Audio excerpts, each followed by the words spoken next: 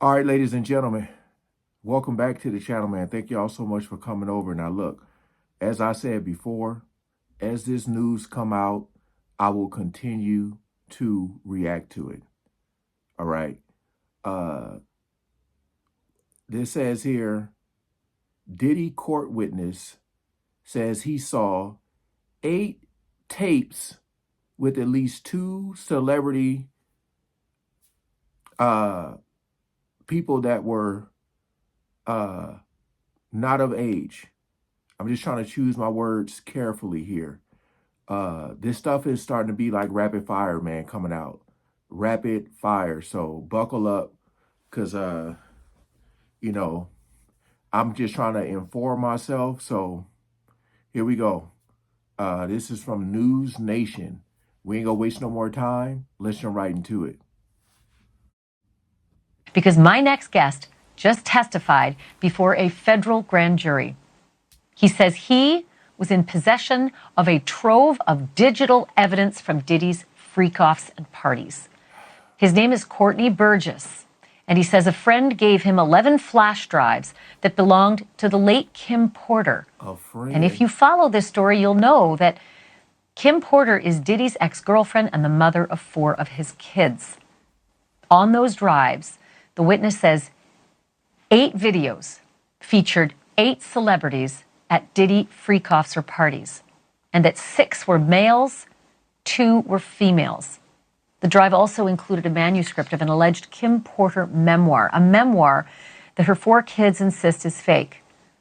Courtney Burgess told his story on a podcast before he told the grand jury today, and after he told the grand jury, and I mean immediately after, he booked it over to my set, and he and his attorney talked to me. I should tell you that he was very limited in how much detail he could go into about his testimony. And because the 8 people in the videos, the 8 celebrities in the videos were allegedly victims of sex crimes, we know who they are, but we will not be naming them, famous or not. Here now is my conversation with Courtney Burgess and Ariel. He said, like, a friend gave him this. And literally he's saying, I see we can see who these celebrities are. So in my mind, I'm just saying to myself, like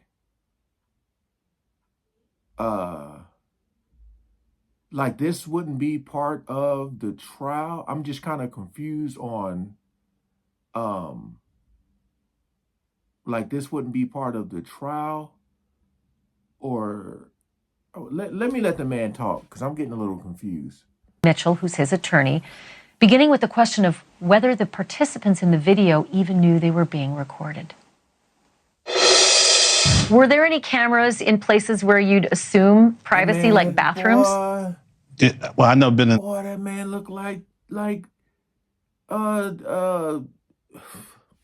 TD Jakes. Oh man, what is this question she asked again? Were there any cameras in places where you'd assume privacy, like bathrooms? Well, I know been in this house, but the picture, yes, that's where it took place. Yes. You're aware of surreptitious cameras that were recording in private places like bathrooms. I didn't see the cameras. You could tell how the person was angled. I knew that it was a camera there because I was there. You know, I wasn't there. I don't know if the person was too tall, he was holding it or whatever, but I wasn't there. May I ask you this, Courtney? And Ariel, you can jump in on this as well, but I want to hear from Courtney first. Your home was raided by federal authorities, and I assume it is because of this material. Is that true? I wouldn't say that. They just went to every one of them looking for me. They said, the paperwork said the 24th, that I had to be there the 28th, and then it was the 27th. I said, I can't make it there, that's tomorrow. So I don't know. From the look of it, it was 4 days. And I want to be specific. When we talk about a raid, we're talking about when a subpoena is served for documents. a search warrant or an arrest warrant. In this situation, Mr. Burgess was not in any way, shape, or form had a search warrant or an arrest warrant issued for him. It was just them serving a subpoena. So when the federal government needs to serve a subpoena, they use the Marshal Service to come to all of your residences if you have more than one residence. So in this situation, they sent marshals to all of Mr. Burgess's residences, and that was somehow construed or understood or turned into a raid, but he did not face a raid. It was just to serve him the subpoena.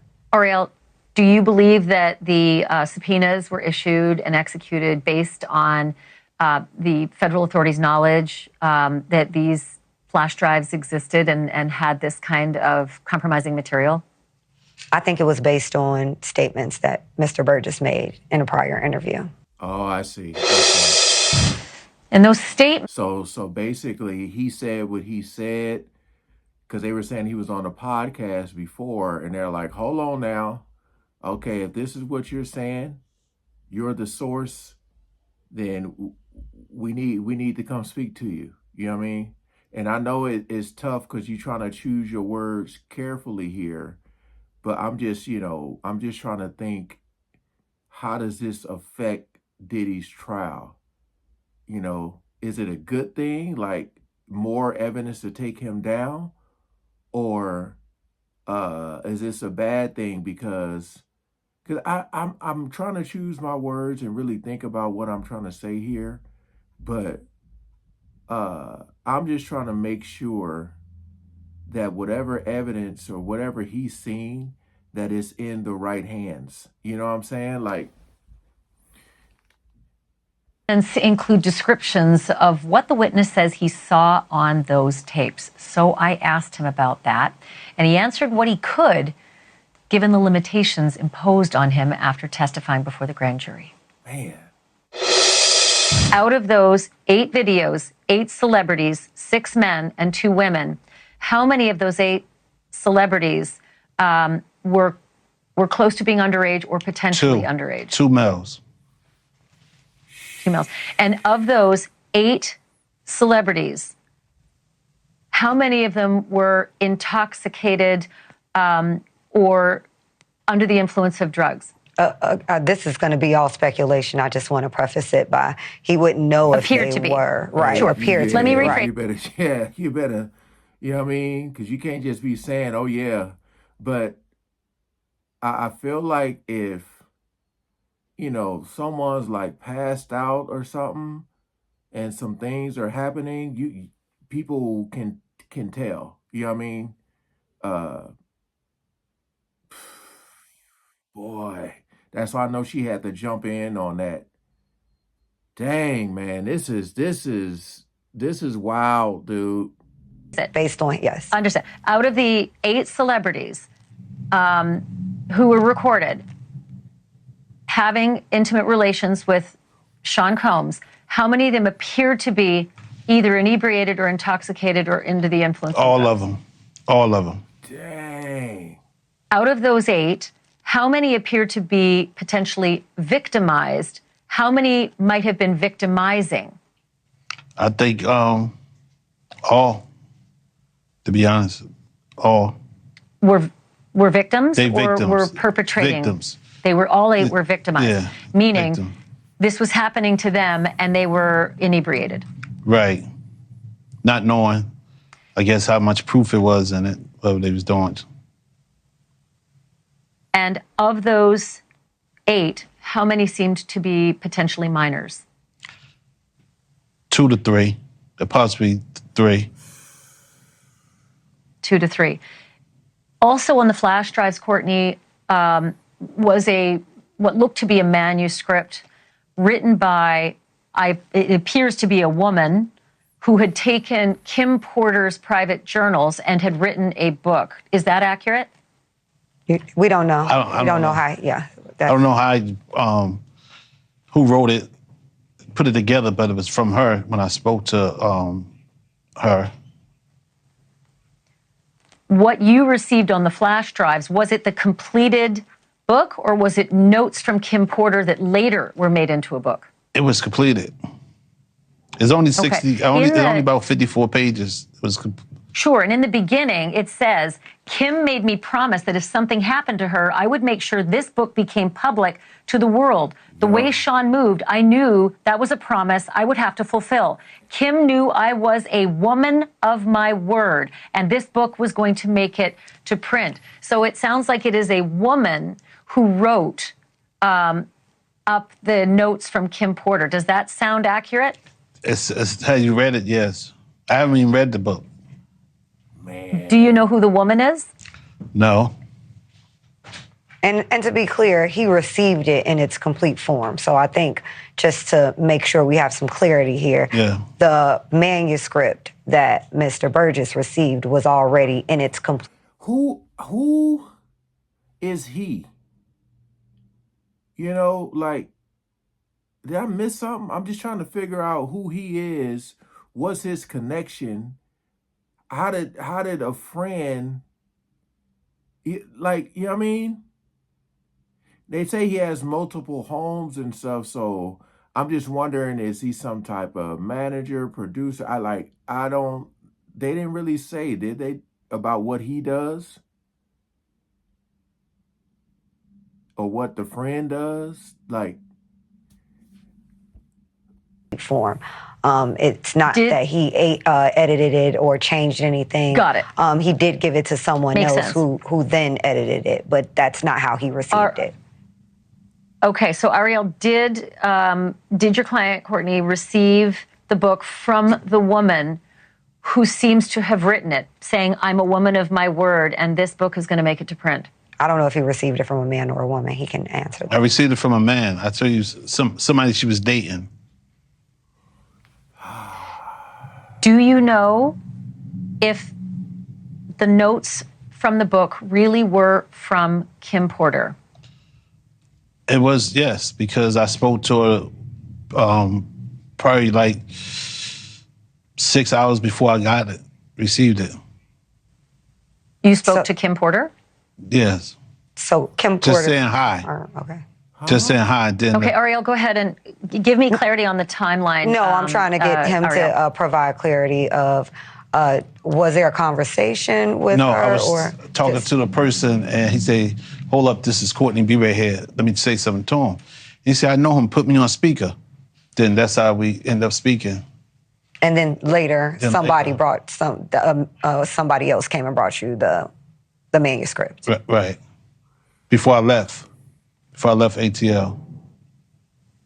To the best of your knowledge, Courtney, do you believe that the manuscript is truly based on Kim Porter's diaries? Because there is a lot of dialogue in there. It is pages and pages of actual dialogue, which, I mean, I can't remember breakfast today, let alone dialogue from 5, 10, 15, and 20 years ago.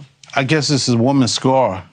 You understand? Maybe, what she been through. It's, I'm not a woman, so I'm just going by I got female friends and relatives. They always come to the house scoring because what went on in their relationship. And when you're scoring, you can't forget it. Important to stop down here for a moment and note again that Sean Combs is accused. He has not been convicted of any crimes. And so far, everything against him is an allegation. Right. Until it is proven in a court of law and a jury either decides or he decides to sign a plea deal to any of these crimes. But at this point in the story, Sean Combs is not guilty of any crimes. He is currently under indictment. He is currently being held on bail. But if you're at all curious about how Courtney Burgess feels about Diddy today, I asked him about that too. And here's what he had to say. Your lawyer just said, the story the tapes tell are the story of Diddy from the last several decades. And I know that you've known Diddy for a very long time. Can you describe what that story is based on what you now know to be true, the last several decades of Diddy's behavior and the reason he's now sitting in lockup? I think I've been doing it for 35 years. I think we probably entered the music business at the same time. He entered it Uptown, I entered into Big Beat, Atlantic. At the time, I guess he was ambitious. He was then from ambitious went to doing anything, and then from doing anything to didn't care about nobody, who he could beat, and then he ended up turning into Lucifer. And today, Sheesh. I look at him. I know y'all call him Diddy or Puffy. I call him Lucifer. Damn. Um.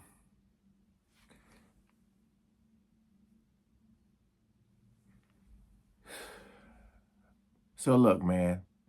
Hearing that, knowing that he known Diddy for 35 years, in my mind, I'm just wondering, has he been to any of the parties? Because when you're that close, man, like 35 years, I mean, he could have not been.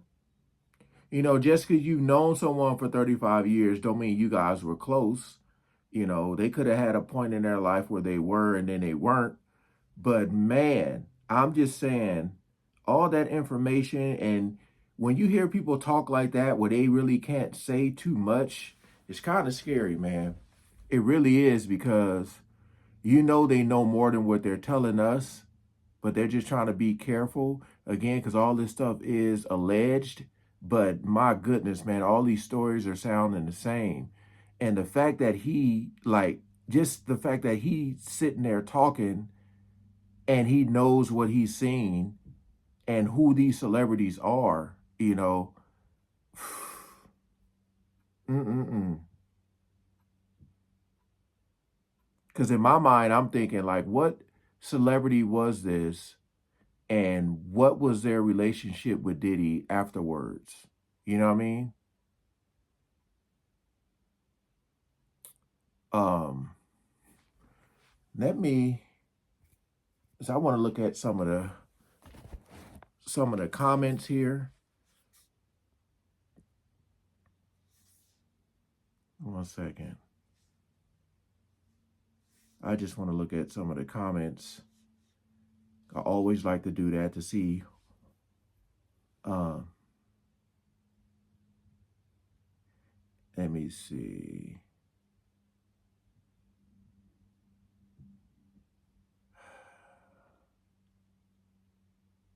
Someone said that lady did not pass away from pneumonia. I refuse to believe that. Talking about Kim Porter. Some people saying they believe it's Justin Bieber on these tapes. I keep hearing that too. Um, Someone said, I just like to thank Diddy for recording everything. Really helpful for the case against you. Thank you so much. Someone asking where are the Epstein and Weinstein tapes. I've asked that too. Someone else said they thought that was TD Jakes. Let me see.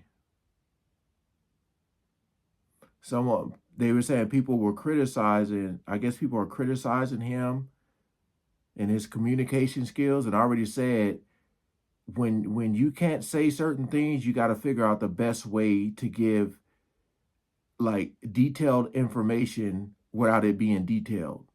As crazy as that sound. Someone said the way the media is still trying to protect other celebrities is interesting. Man, I don't know, man. I just go back to a lot of stuff Jaguar was saying and how we like starting to see this stuff like, yeah. You can just tell that brother was nervous. He was nervous. Calling Diddy Lucifer, y'all. Dang. All right, that's gonna do it. As more stuff come out, I'll continue to react to it. Just trying to keep myself informed, man. But this brother looked like he, like to have to talk to them, tell them what you're seeing, and yeah. All right. Peace out. Thanks for watching.